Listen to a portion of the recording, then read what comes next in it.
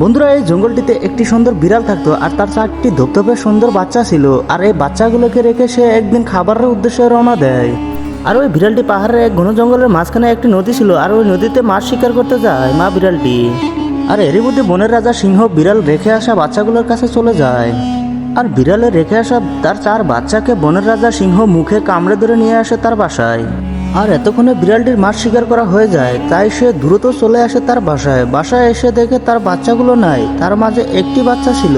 তাই বিড়ালটি তার বাসায় দেরি না করে দ্রুতই চলে যায় বনের রাজা সিংহর বাসায়। আর সেখানে গিয়ে দেখে তার 3 বাচ্চা মাটিতে শুয়ে আছে এবং সিংহ বসে আছে।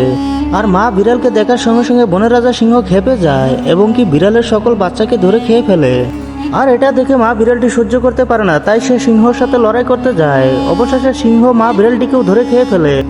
আর তখনই সেখানে পুলিশ এসে উপস্থিত হয় এবং বনের রাজা সিংহকে গ্রেপ্তার করে ফেলে। আর পরবর্তী ভিডিও দেখতে চাইলে লাইক সাবস্ক্রাইব করে দাও।